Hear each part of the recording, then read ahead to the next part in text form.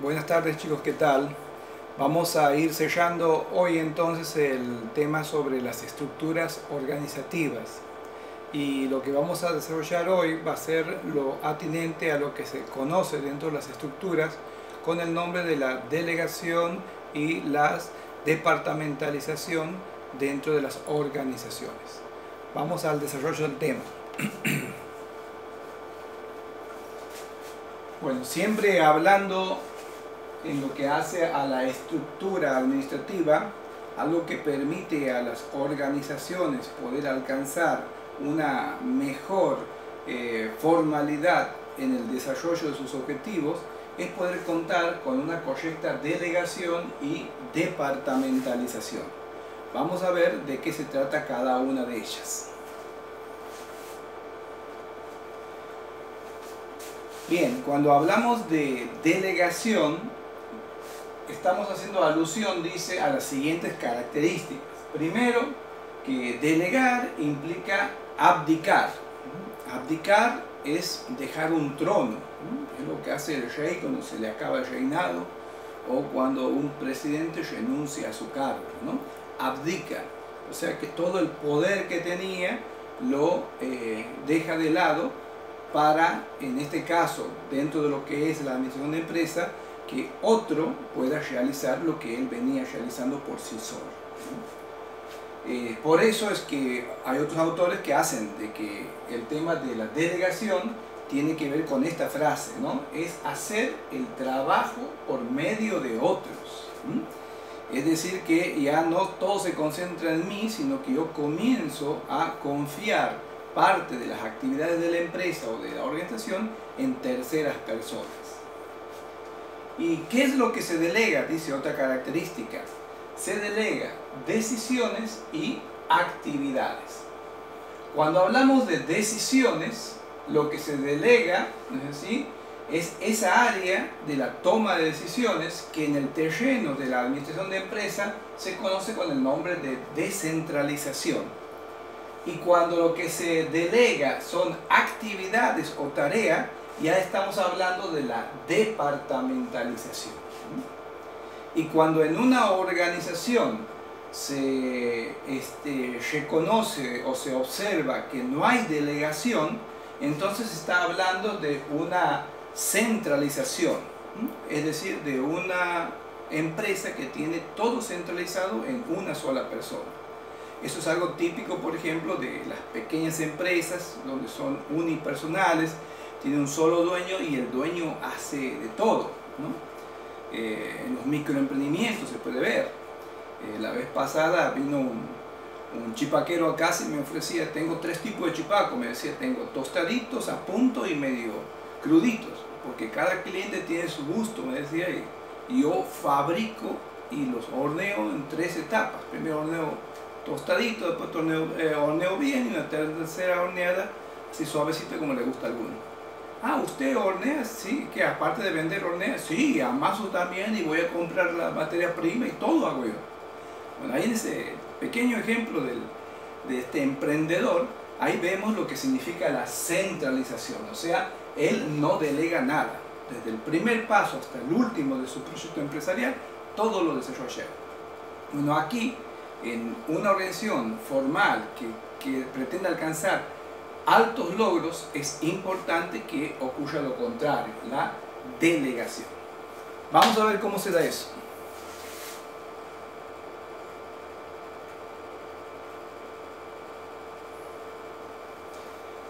Bien, entonces decíamos que había que evitar que se centralice, sino que tenemos que descentralizar. ¿Cómo es la descentralización dentro de la estructura organizativa? Primero, se relaciona con lo que se llama la estructura vertical. Es decir, que dentro de lo que nosotros hemos visto como organigrama, hay una verticalidad de descentralización y consiste, dice, en ser de una manera descendente y lo que se delegan son decisiones, como veníamos comentando recién, ¿no? Aquí en este organigrama podemos ver, por ejemplo, que si esta persona que era encargada de todo lo que sea la comercialización y venta de una empresa, procede a delegar, quiere decir que va a confiar en dos ayudantes, ¿sí? Si es el gerente general, entonces aquí puede poner dos gerentes, ¿no? Vamos a poner un gerente para el área de la producción y un gerente para el área de la venta, de la comercialización. Entonces uno delega todo lo que sea producción, todo lo que sea comercialización.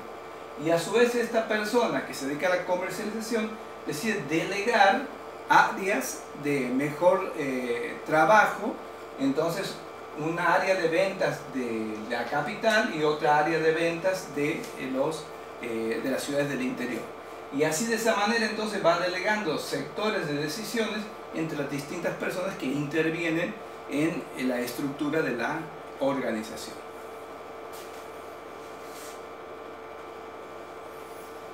¿Qué ventajas tiene descentralizar? ¿Qué beneficios saca una empresa cuando son distintas las personas que toman las decisiones? Primero, se logra una mayor rapidez para tomar decisiones. Si todos tenemos que consultarle a una sola persona cuando está centralizado, entonces todo ese esquema burocrático de que siempre es uno el que decide traba, ¿no es decir?, la decisión y la rapidez con que pueda seguir adelante la empresa. Segundo, se crea un mejor clima financiero, clima interno. ¿Qué significa un clima interno? Que la gente está más cómoda, más alegre, más entusiasmada, porque delegar decisiones significa que vos le reconoces a la otra persona ciertos talentos, ciertas virtudes que pueden convertirse en algo positivo para su motivación personal en el trabajo. Entonces eso permite que haya una mayor participación. Como decíamos recién, ya no es uno solo, la cabeza o el dueño el que decide todo, sino que va confiando en sus principales referentes de la organización, normalmente son los gerentes, ¿no es así?, parte de las decisiones en sus respectivas áreas. Y de esa manera también se logra decir que tener un personal que esté más capacitado para decidir, ¿no? Que no todo de que recaiga en una sola persona. ¿Por qué? Porque esa persona en determinado momento se puede enfermar, se puede morir, puede desaparecer. ¿Y qué pasa con la empresa si era él el que tomaba toda la decisión? Entonces es conveniente, en caso de ausencia, automáticamente haya otro que esté capacitado, listo para reemplazar. Aquí tenemos una presentación que dice el protocolo de la toma de decisiones. O sea, este tema, toma de decisiones, es un punto clave en toda empresa. Hay libros escritos exclusivamente sobre la toma de decisiones. Ahí está la clave del éxito o del fracaso. ¿Qué es lo que se decide?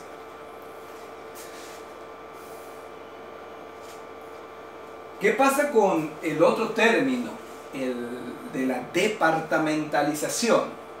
Recién decíamos que en el término anterior lo que se delega son decisiones.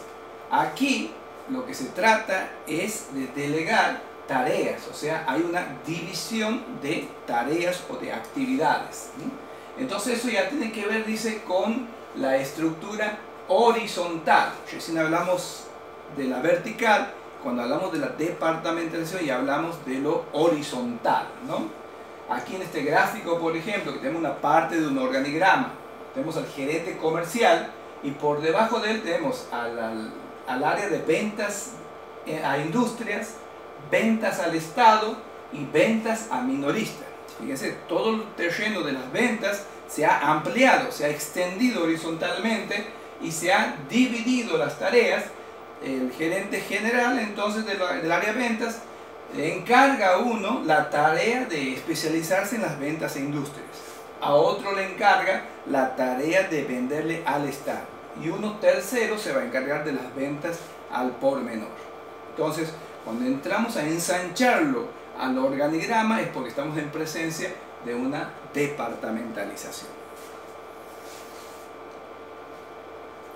¿Qué características tiene la departamentalización? Primero, que se da normalmente en los niveles inferiores de la organización, o sea que a medida que se va ampliando la pirámide del organigrama, vamos a ver que de la mitad para abajo todo normalmente se está organizando la empresa en el concepto de departamentalizar. Permite también, dice, sectorizar las actividades. O sea, cuando ya se empieza a dividir, se empieza a ramificar el organigrama, es porque ya estamos dando sectores precisos de trabajos y de tareas al personal. Después dice, permite asignar el recurso humano específico, aplicándose así lo que se llama el principio de especialización. O sea que hay un refrán que dice, muchas manos en un plato hacen muchos garabatos. O sea, como el asado, ¿no? Así, cuando muchos meten la mano en el asado, no sé qué va a salir de ese asado, ¿no?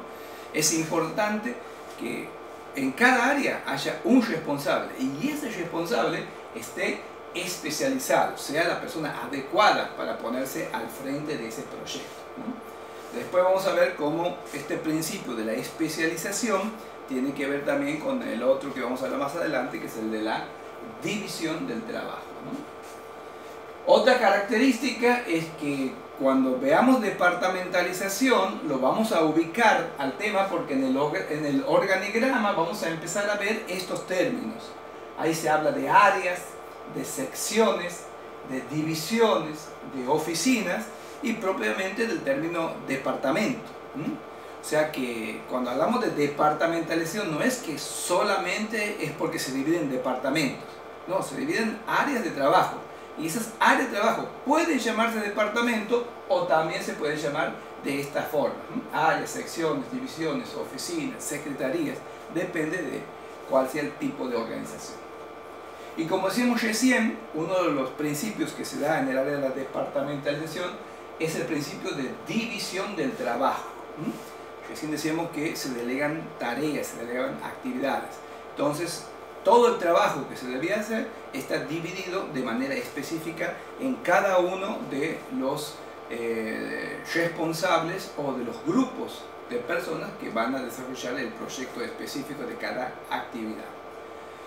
Esta historia del principio de la división del trabajo se lo ha visto mucho en distintos autores. Lo más sobresaliente en el área de la economía es Adam Smith. Él es el que comienza a hablar de que para que una economía ande bien es importante que se produzca una división o especialización del trabajo.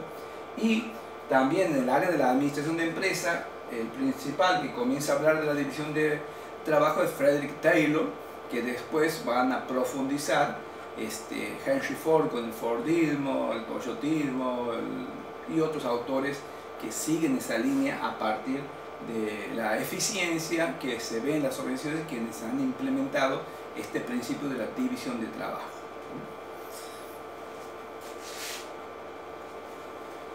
Bien, vamos a ver con un ejemplo, ¿no?, cómo se da esa división de trabajo y lo eficiente que es, ¿no? ¿Qué pasaría, dice, cuando una empresa se dedica a producir una silla?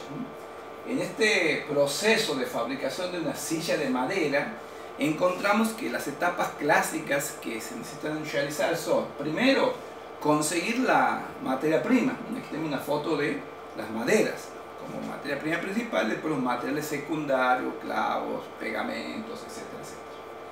Una vez que tenemos la materia prima, tenemos que tomar esas maderas y comenzar a cortarla en los cortes precisos para cada parte de la silla. Una vez que hacemos todos los cortes, necesitamos que haya personas que procedan a lijar. Aquí se ven manos lijando una madera, ¿sí?, para que cada corte sea preciso y en excelentes condiciones, el lijado. Y después sí se procede al pintado de cada una de las partes, para que por último termine con lo que se llama el ensamblado de la silla, unir las partes para que terminemos con el producto elaborado. A partir de este proceso de producción se puede observar cómo se produce la división del trabajo. O sea, vamos a necesitar un área que se dedique a la adquisición o compra de la materia prima. Tendremos el departamento de compras, ¿sí? Y dentro del proceso industrial vamos a tener un área que se dedique al corte de las maderas, otra área que se dedique al esmerilado o el lijado de las mismas, otra área exclusivamente que sea de pintura y por último el área del ensamblado o unión de las partes. Este simple ejemplo de una silla traducido a los miles de productos que hay en el mercado nos permite ver lo eficiente que es cuando cada uno se especializa en un área de este proceso productivo o industrial. ¿Por qué se llama principio de especialización? Porque los autores que han escrito sobre ellos han demostrado que una persona que solamente se dedique al corte u otra que solamente se dedique a lijar o pintar, cada vez va a cortar, lijar o pintar en mejor calidad y en mayor cantidad. ¿Por qué? Porque está especializado en hacer solamente ese paso del proceso productivo. Y entonces así se consigue lo que tanto busca la empresa, que es eficiencia y eficacia. O sea, hacerlo bien y en el menor tiempo posible y al más bajo costo. Todo eso entonces entra dentro de lo que se llama lo que es el proceso de la delegación y de la centralización, descentralización y la departamentalización de las organizaciones. Con eso vamos cerrando lo que es la presentación general de lo que es la unidad de estructuras organizativas. Hasta ahí llegamos.